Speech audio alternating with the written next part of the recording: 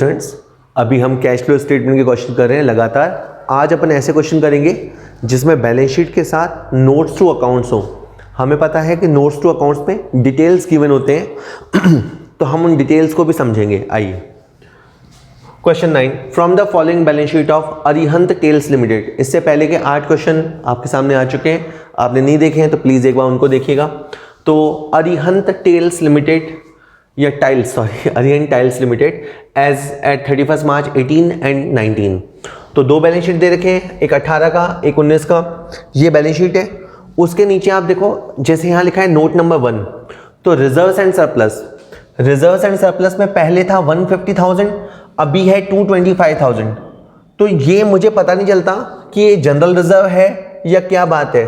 तो उन्होंने कहा यहाँ देखो sir, 1 number note, reserves and surplus में surplus that is balance in statement of P and L. तो ये फिगर पी एंड एल को रिप्रेजेंट करता है। मैं अभी इसको सॉल्व कर देता हूँ। पी एंड एल में पहले 150,000 था, अभी 225,000 है। इसका मतलब 75,000 हमने कमाया। मैंने यहाँ लिखा सर कैश फ्लो स्टेटमेंट में net profit as per P and L हमने 75,000 रुपये कमाया है। कहाँ लिखा सर? ऑपरेटिंग एक्टिविटीज़ में हमने बिजनेस ऑपरेट करके 75,000 रुपये कमाया है। आगे सुनते हैं। ये जैसे 2 नंबर नोट है, ये है टेंजिबल एसेट्स के बारे में। टेंजिबल एसेट्स में ये नोट्स हैं मशीन के बारे में। मशीन पहले 7.5 लाख थी और मशीन अभी 9,52,500 हो गई है। डेफिनेट इन्होंने परचेज किया है। इसी तरह अक्यूमुलेटेड डेप्रिसिएशन पहले 1,12,500 था और अभी 1,50,000 है। यानी इन्होंने बताया है कि बैलेंस शीट के अंदर ये जो 637,500 आप देख रहे हैं, ये अक्यूमुलेटेड डेप्रिसिएशन को लेस करने के बाद है, या ये जो 8,02,500 आप देख रहे हैं, ये अक्यूमुलेटेड डेप्रिसिएशन को लेस करने के बाद है। यानी इन दोनों फिगर्स को एक साथ स्टडी करेंगे तो ये दिखाई देगा। ये वाले भी एक साथ स्टडी करेंगे तो ये दिखाई देगा। इस बारे में एक पॉइंट यहाँ लिखा है, during the year a piece of machine costing 18,000 on which accumulated depreciation was 12,000 was sold for 4,500। पिछले 2 वीडियोस में लगातार हमने accumulated depreciation वाले क्वेश्चन सॉल्व किए हैं। सबसे पहले आपने मशीन को सेल किया, ठीक है, मशीन को सेल किया, इन्वेस्टिंग एक्टिविटी में जाना है और वहां जाके लिखना है मशीनरी सोल्ड। यहां पे आपको 4,500 रुपए लिखना है पॉजिटिव। अब मशीन बेसिकली 18,000 की थी। अगर 18,000 की मशीन थी और उस पर 12,000 का डेप्रीसिएशन लग चुका था तो 6,000 रुपये हमें मिलने चाहिए। लेकिन 6,000 के बजाय हमें 4,500 मिले। 6,000 के बदले हमें 4,500 मिले, तो 1,500 का लॉस हुआ। ओके, ये जो लॉस हुआ इसने हमारे पी एंड एल को प्रेशराइज किया होगा, हमारे प्रॉफिट्स को कम किया होगा। तो ये 1,500 अपन एडजस्ट करेंगे। 1,500 रुपये आपको लिखने हैं loss on sales of machine के नाम से, वापस से plus non operating loss. Non operating loss अगर हमारे प्रॉफिट को डिस्टर्ब करता है तो हम प्रॉफिट को वापस से एडजस्ट करते हैं। और सुनिएगा, जब हम सेल करते हैं तो कैश डीआर टू मशीन, ये एंट्री तब होती है जब हम सेल करते हैं। इसी तरह से सेल के बाद, सेल करते ही लॉस या प्रॉफिट होता है तो उसके लिए P and L two machine entry करते हैं। ठीक है, ये लॉस हमें डिस्टर्ब करता है, हमारे प्रॉफिट को डिस्टर्ब करता है, इसलिए हमने इसका एडजस्टमेंट पहले ही कर दिया है। और मैं बता रहा था आपके पास ये अकाउंट है, आप इस अकाउंट को कैरी करते हैं। तो जब मशीन चली गई तो अक्यूमुलेटेड डेप्रिसिएशन भी चला जाएगा। ये सोच के एक एंट्री आपको 12,000 से करनी है। ये 3 एंट्रियाँ आपको अच्छे से करनी है और फिर आपको मशीन अकाउंट बनाना है। Any kind of hidden information, कुछ भी छुपा हुआ होगा तो इस अकाउंट को बनाते ही निकल जाएगा। अब अगर आपने पढ़ाई नहीं करके गए तो आपको लगेगा मशीन अकाउंट का स्टार्टिंग बैलेंस है 6,37,500। नहीं, मशीन अकाउंट का स्टार्टिंग बैलेंस है 750। इसीलिए आज हमने ऐसे क्वेश्चन लिए हैं जिसमें नोट्स टू अकाउंट्स हों। तो मशीन अकाउंट की स्टार्टिंग वैल्यू है 7,50,000 और यहाँ पे बाय सीडी मशीन की अभी जो वैल्यू है वो है 9,52,500। डेप्रीसिएशन वाले फिगर, उसके लिए हमारे पास एक अलग अकाउंट है जिसका नाम है एक्यूमुलेटेड डेप्रीसिएशन। इस अकाउंट का सीआर नेचर होता है। तो इस अकाउंट में स्टार्टिंग डेप्रीसिएशन है 1,12,500 और अभी जो डेप्रीसिएशन की फिगर शो हो रही है वो है 1,50,000। ओके, आराम से इन्होंने ये जो हमें दिया है ये है एडिशनल इन्फॉर्मेशन। मशीन सेल करना, इन्वेस्टिंग, जो प्रॉफिट का डिस्टर्बेंस हुआ उसका यहाँ एडजस्टमेंट कॉल्ड एड बैक, एक स्पेशल एंट्री पास करनी एक्यूमुलेटेड डेप्रिसिएशन टू मशीन। अब मैं ये मशीन अकाउंट बना रहा हूँ। मशीन अकाउंट को देखो, ये जो वैल्यू आपको दिखाई दे रही है ना, ये नेट वैल्यू है और ये जो हमने अकाउंट बनाया है ना, ये ग्रॉस वैल्यू पे बनाया है, टोटल वैल्यू पे। ओके, कैश टू मशीन, तो यहाँ पे आएगा बेटा by cash 4500। P&L to machine, यहाँ पे आएगा बेटा by P&L 1500। Accumulated depreciation to machine, तो यहाँ पे आएगा बाय अक्यूमुलेटेड डेप्रिसिएशन 12,000। ओके, तो देखिए 4, 5, 17, 18, 9,70,500, इधर है 9,70,500, तो जो गैप है वो है 2,20,500। यहाँ लिखेंगे टू कैश। इस क्वेश्चन में मैं पहले से ही जानता था कि इनके असेट बढ़ गए हैं, तो इन्होंने असेट परचेज किया है, ये बात तो जाहिर थी। लेकिन वो असेट कौन सी थी, तो पता चला वो असेट मशीन थी और इसकी जो एक्चुअल परचेज है वो है 2,20,500। तो यहाँ पे आप जाके लिखेंगे बेटा purchase of machine. Purchase of machine amount है 2,20,500, ब्रैकेट सिग्नल देता है आउटफ्लो का। तीसरा नोट यहाँ पे है, it is about intangible assets. Intangible asset में गुडविल, पेटेंट, ट्रेडमार्क, कॉपीराइट कुछ भी हो सकता है। नीचे इन्होंने कहा इंटेंजिबल एसेट गुडविल, गुडविल 84,000 से 30,000 हो गया। गुडविल 84 से 30,000 हो गया, मतलब गुडविल को हमने राइट ऑफ किया है। देखिए इन्होंने गुडविल को क्रेडिट किया है और इसके लिए इन्होंने डेफिनेट P&L को डीआर किया होगा। ये एंट्री ऐसी एंट्री है जो प्रॉफिट को डिस्टर्ब करती है, बाय द वे कैश को डिस्टर्ब नहीं करती। हर वो एंट्री जो प्रॉफिट को डिस्टर्ब करती है पर कैश को डिस्टर्ब नहीं करती, उसका एडजस्टमेंट होता है। तो यहाँ पे आपको गुडविल का एडजस्टमेंट करना होगा। कभी आपको लगेगा कि सर हमें कैसे पता कि कौन से आइटम आप यहाँ लिखोगे या नहीं लिखोगे, तो मैं इसका ट्रिक बताया। हर वो आइटम जो प्रॉफिट को डिस्टर्ब करती है पर कैश को डिस्टर्ब नहीं करती, या हर वो नॉन ऑपरेटिंग आइटम का भी यहाँ पे एडजस्टमेंट करना होता है। तो 54,000 से गुडविल राइट ऑफ हुआ है। एक बार के लिए तीनों नोट्स हो गए, एडिशनल इंफॉर्मेशन हो गई, थोड़ी सी रह गई थी अक्यूमुलेटेड डेप्रिसिएशन में भूल गया। अक्यूमुलेटेड डेप्रिसिएशन के अंदर यहाँ आएगा सर टू मशीन, तो यहाँ 162,000 हो गया और यहाँ पे गैप हो गया 49,500। ये फिगर बढ़ता देखकर मैं पहले ही समझ गया था कि इन्होंने डेप्रिसिएशन लगाया है, पर जो इनका ट्रू डेप्रिसिएशन है वो है 49,500। मैं अगर आपको थोड़ा सा और समझाऊं तो देखो, ये एंट्री बनी depreciation account DR to accumulated depreciation. ये एंट्री तो है डेप्रिसिएशन लगाने की, फिर इन्होंने डेप्रिसिएशन को राइट ऑफ किया होगा और तब एंट्री बनी होगी P&L टू डेप्रिसिएशन। ये जो एंट्री होती है ना, ये एंट्री प्रॉफिट को डिस्टर्ब करती है, बाय द वे कैश को डिस्टर्ब नहीं करती, तो इसका एडजस्टमेंट भी बनता है। तो डेप्रिसिएशन ऑन मशीन आपको इसका भी एडजस्टमेंट करना होगा, क्योंकि ये सारा पैसा हमारे पास है।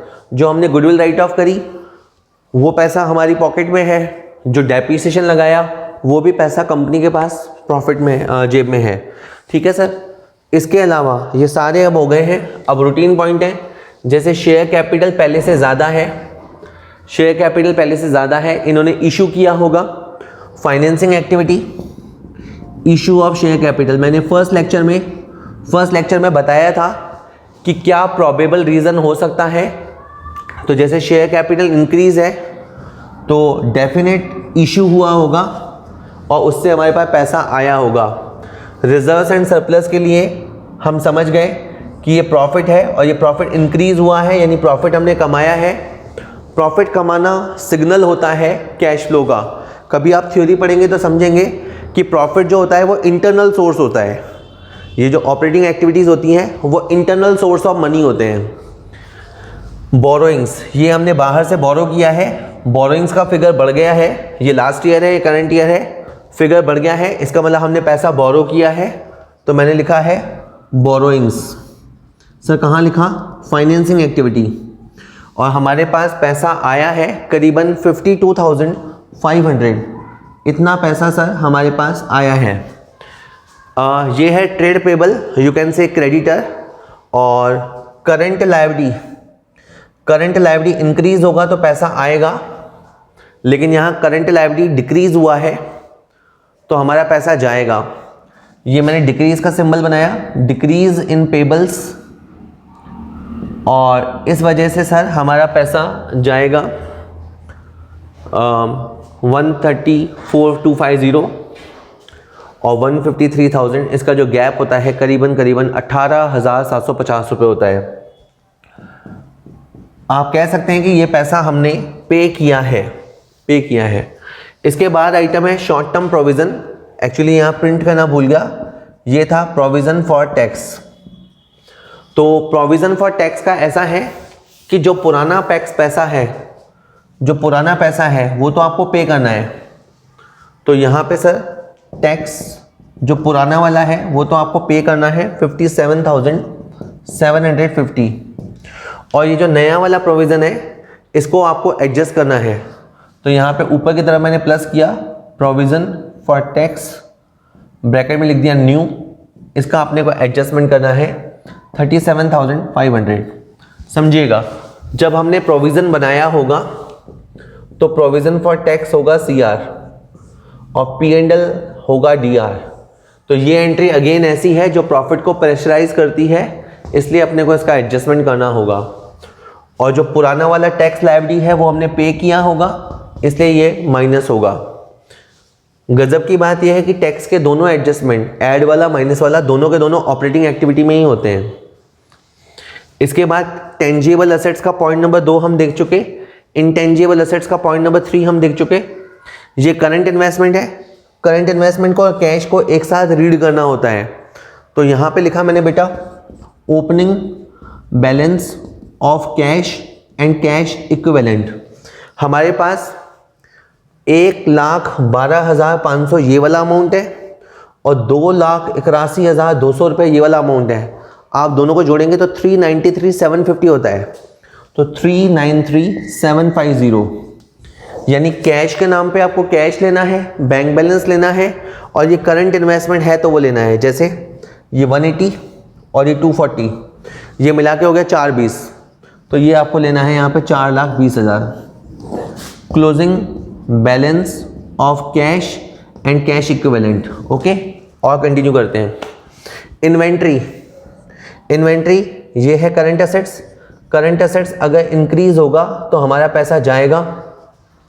यहाँ पे 6,000 इंक्रीज हुआ है, मैंने लिखा इंक्रीज इन इन्वेंट्री।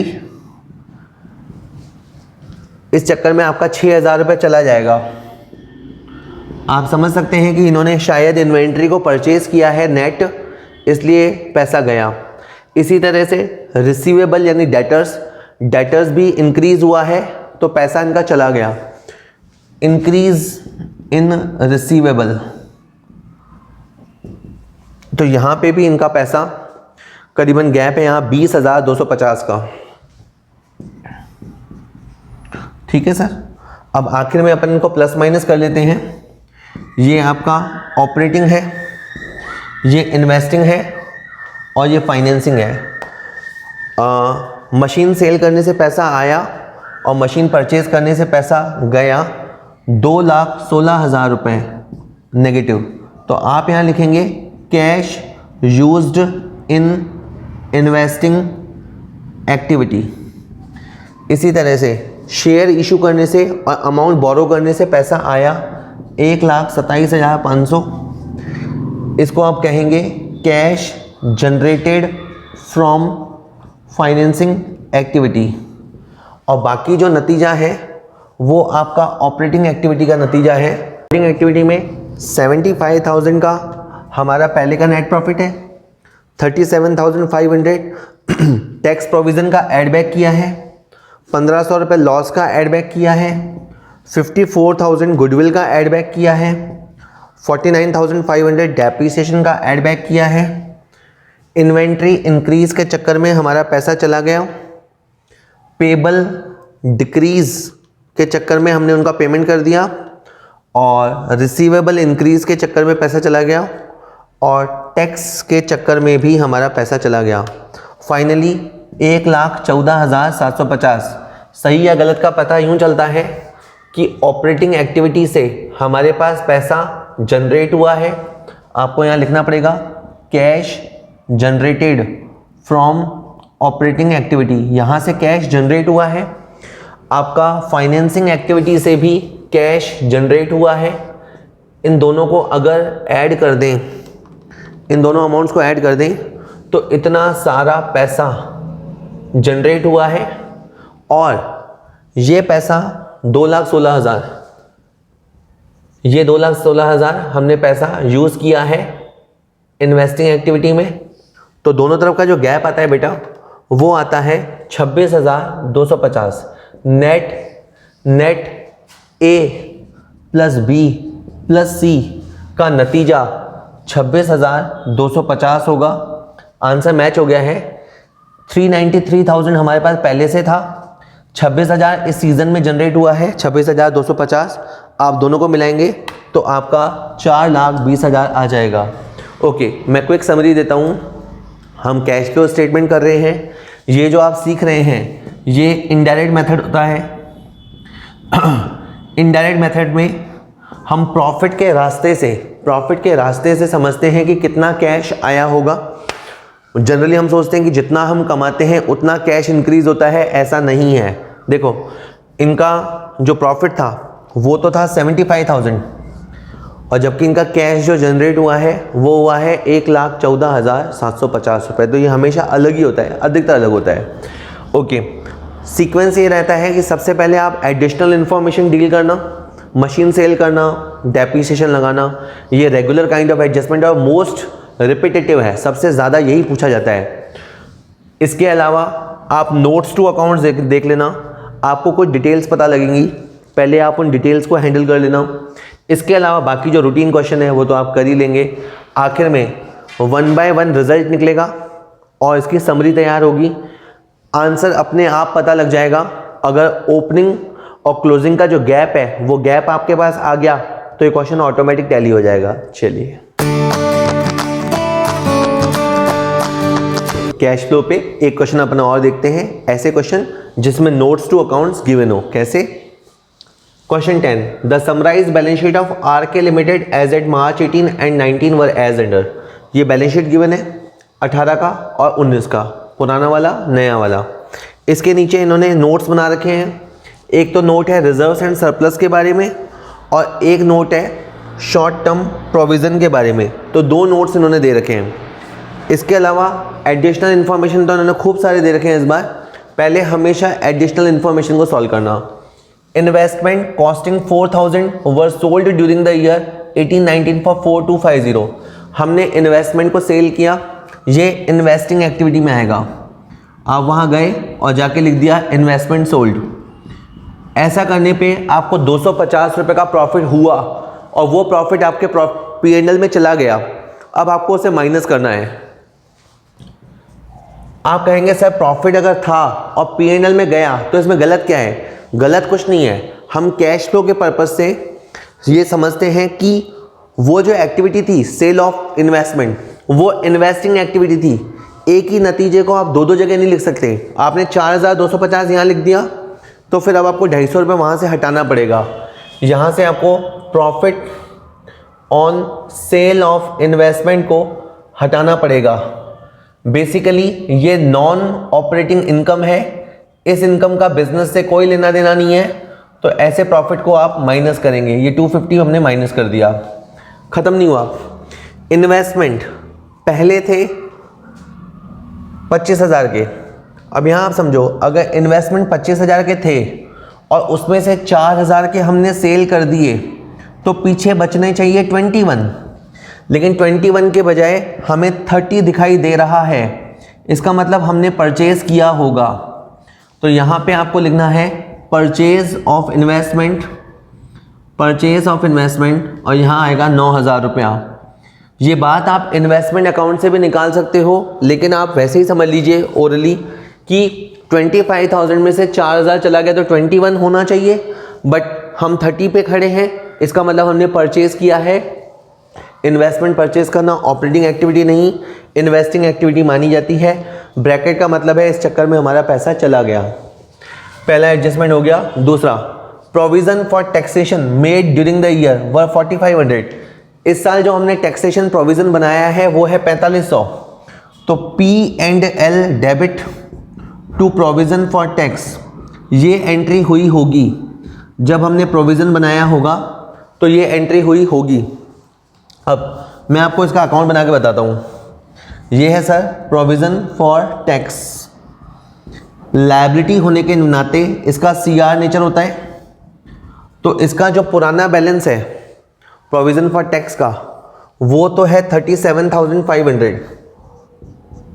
पुराना टैक्स का मैटर इतना भारी है, और ये जो नया मैटर है वो है 5,000 to balance CD 5,000। P&L account DR to provision for tax, तो यहाँ पे जाएगा बाय P&L 4,500। यहाँ का टोटल हो गया 42,000 और यहाँ पे गैप आ गया 37,000। तो ये 37,000 टू कैश है कि सर हमें समझ नहीं आया। टैक्स के मामले में 2 पॉइंट होते हैं, एक तो होता है प्रोविजन बनाना और एक होता है टैक्स चुकाना। पुराना टैक्स तो हम चुकाते हैं, लेकिन ये ज़रूरी नहीं है कि जैसे अगर हमने इतना प्रोविज़न बनाया था तो एग्जैक्ट हम इतना ही चुकाएंगे। क्वेश्चन अगर इन्फॉर्मेशन नहीं देगा तो हम ये मान लेते हैं कि इतना ही टैक्स हम चुकाएंगे, लेकिन इस क्वेश्चन में हमें पता चल रहा है कि 37,000 हमने चुकाया। तो आपको यहाँ जाना है, टैक्स पेड के सामने 37,000 लिखना है कि सर कहाँ लिखा आपने? ऑपरेटिंग के बिल्कुल लास्ट लाइन में हमने टैक्स पे किया है। ठीक है, और ये जो हमने P&L बनाया है, इस एंट्री से प्रॉफिट डिस्टर्ब होता है, ऑल्दो कैश डिस्टर्ब नहीं होता। तो ऐसी एंट्री जिससे प्रॉफिट डिस्टर्ब होता है उसे हम एडजस्ट करते हैं। इसे थोड़ा ऊपर की तरफ हम जगह देंगे, प्रोविजन फॉर टैक्स, इसे हम ऊपर की तरफ 4,500 रुपये से एडजस्ट करेंगे। 2 एडजस्टमेंट हो गए हैं। During the year part of the fixed assets costing 5,000 was sold for 6,000 and the profit was included in the statement of P&L। बहुत ही साफ तरीके से लिखा हुआ है कि इन्होंने असेट को सेल किया है। तो मैंने बेटा यहाँ पे लिखा fixed asset sold. Fixed asset sold करने से इनके पास 6,000 रुपये आया। बाय द वे उसकी कॉस्ट 5,000 थी, तो आपने 1,000 कमाया और ये खुद ही बोल रहे हैं कि प्रॉफिट को हमने P&L में लिख दिया, तो इन्होंने अपने प्रॉफिट को बढ़ा दिया, हम इसे कम कर देंगे। इसका भी रीज़न सेम ही है, profit on sales of fixed asset. ये हमारी ऑपरेटिंग इनकम नहीं है, इसे ऑपरेटिंग एक्टिविटीज़ में ऑपरेटिंग इनकम नहीं है, इसे अपन प्रॉफिट में से रिड्यूस कर देंगे। इसके साथ ही आप फिक्स्ड असेट्स का समझो, हमारे पास पहले फिक्स्ड असेट्स थे 2 लाख के। अगर 2 लाख के थे और उसमें से हमने सेल कर दिए 5,000 के, तो हमारे पास 195 बचना चाहिए, लेकिन हम खड़े हैं 160 पे। इसका मतलब 35,000 का डेप्रीसिएशन हुआ होगा। कि सर नहीं समझ में आता। देखो 2 लाख रुपए की असेट थी, 160 हो गई, तो क्वेश्चन इसके 40,000 कहाँ गया? 40,000 कहाँ गया? तो कुछ पार्ट तो हमने सेल किया है और जो बाकी पार्ट है वो है डेप्रीसिएशन। जो सेल वाला पार्ट है वो है 5,000, बाकी जो डेप्रीसिएशन वाला पार्ट है वो है 35,000। वरना फिक्स्ड असेट के कम होने का और कोई रीज़न नहीं हो सकता, या तो सेल होता है या डेप्रीसिएशन होता है। तो 35,000 यहाँ पे इसे ऐड करेंगे, डेप्रीसिएशन ऑन फिक्स्ड असेट्स 35,000। आप चाहें तो ये बातें अकाउंट बना के भी निकाल सकते हैं, वो थोड़ा टाइम ज़्यादा लगेगा लेकिन प्रेजेंटेशन बेटर भी होता है। Dividend paid during the year amounted to 20,000। इन्होंने डिविडेंड पे किया है जो कि फाइनेंसिंग एक्टिविटी होता है, तो फाइनेंसिंग एक्टिविटी में जाके आपको डिविडेंड पेड लिखना है 20,000 रुपी। और डिविडेंड पे करने से प्रॉफिट डिस्टर्ब होते हैं, प्रॉफिट में कमी आती है, इसलिए आपको इसका एडजस्टमेंट करना पड़ेगा। तो डिविडेंड पेड का आपको एडजस्टमेंट करना होगा। ठीक है सर, ये चारों एडजस्टमेंट हो गए हैं। नोट्स देख लेते हैं। नोट्स में जनरल रिजर्व 150 के मुकाबले 155 है, तो उन्होंने जनरल रिजर्व क्रिएट किया है।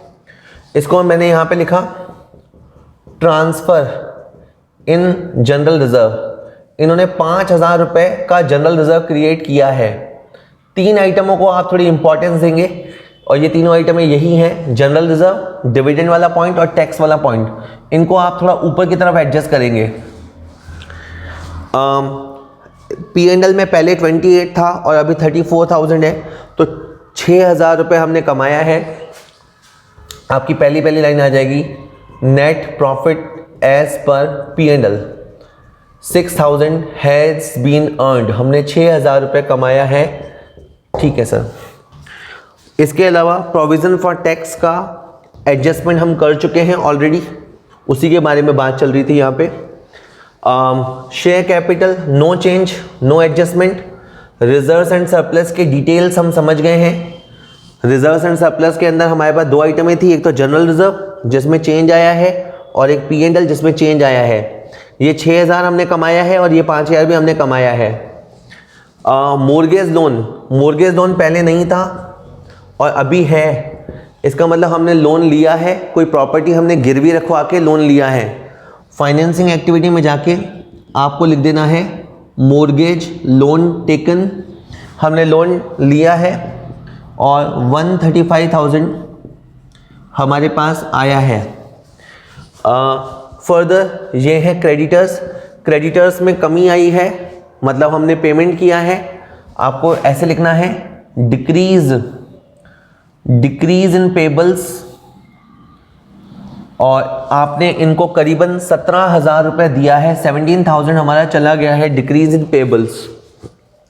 प्रोविज़न फॉर टैक्स का मैंने बता दिया है कि ये वाला तो हमें पे करना था और ये वाला हमें प्रोविज़न करना था। फिक्स्ड असेट्स का भी हमने कैलकुलेशन कर लिया था, इन्वेस्टमेंट का भी कैलकुलेशन कर लिया था। इन्वेंट्री पहले से कम है। असेट ऊपर जाएगा तो पैसा गया, और असेट अगर नीचे जाएगा तो पैसा आया। Decrease in inventory, you can say sale of inventory, और सेल ऑफ इन्वेंट्री से 15,000 रुपये का पॉजिटिव इनफ्लो है। इसी तरह से रिसीवेबल बढ़ गए हैं। एक बार देख लिया करो पुराना कौन सा फिगर है, नया कौन सा है, उल्टा भी हो सकता है। इंक्रीज इन रिसीवेबल्स, डेटर को उधार देने के चक्कर में हमारा बहुत सारा पैसा चला गया, 1,22,500। इतना सारा पैसा हमारा चला गया। लास्ट में कैश एंड कैश इक्विवेलेंट, हम कैश फ्लो बना ही इसलिए रहे हैं कि हम समझना चाहते हैं कि कैश पहले इतना था तो अब इतना कैसे हो गया। ओपनिंग बैलेंस ऑफ कैश, हमारे पास शुरू में कैश के नाम पे 74,500 था और अभी हमारे पास 98,500 है, तो 24,000 का चेंज है। ये 24,000 का चेंज क्यों आया है, इसी को हम आइडेंटिफाई कर रहे हैं, एक्सप्लोर कर रहे हैं। एक बार के लिए लंबा चौड़ा क्वेश्चन है, ख़त्म होने को है, हम रिजल्ट निकाल लेते हैं। सुनिएगा ध्यान से। 6,000 हमने कमाया है, वो हमारे पास पड़ा है। तो ध्यान से हम देख रहे हैं कि 6,000 रुपये का प्रॉफिट है। प्रॉफिट के अंदर जनरल रिजर्व का एडजस्टमेंट हुआ और उसकी अमाउंट 5,000 है। Just a minute. और इसके बाद 4,500 रुपये टैक्स वाला एडजस्टमेंट है। 20,000 का डेप्रिसिएशन एडजस्टमेंट है। इसमें से 250 लेस किया है प्रॉफिट ऑन इन्वेस्टमेंट, 1,000 लेस किया है profit on fixed assets, 35,000 add back किया है डेप्रिसिएशन, 6,9,250 यहाँ तक आया है। इसके बाद ये जो होते हैं ये वर्किंग कैपिटल में जो चेंज आता है उसके एडजस्टमेंट होते हैं।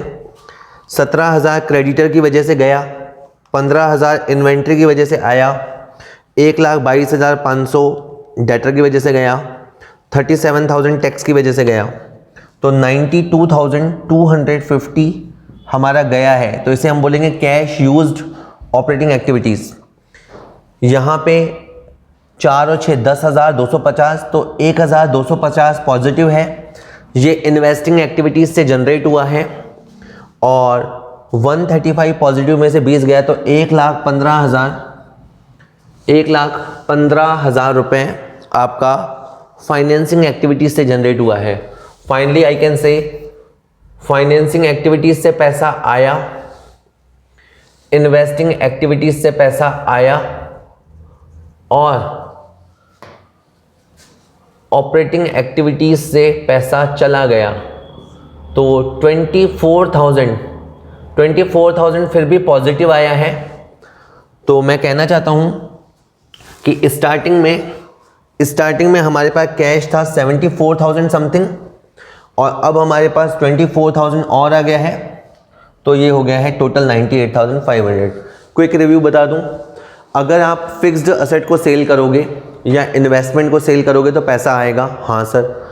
उससे जो प्रॉफिट होगा उसे अकाउंटेंसी की वजह से हम P&L में डाल देते हैं, लेकिन अभी हम अकाउंटिंग प्रॉफिट नहीं कर रहे, हम एक्टिविटी वाइज कर रहे हैं। तो आपका जो प्रॉफिट आपने क्रेडिट कर लिया होगा उस प्रॉफिट को हम माइनस कर देंगे।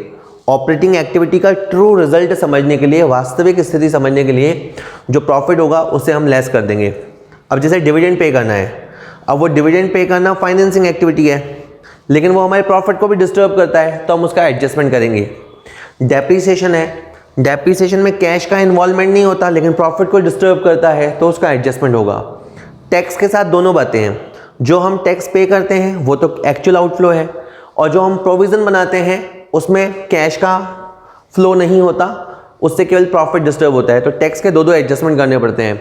बाकी ये रूटीन क्वेश्चन है, आप इसे सॉल्व कीजिए। लंबा चौड़ा क्वेश्चन था, फाइनली ये हो गया है।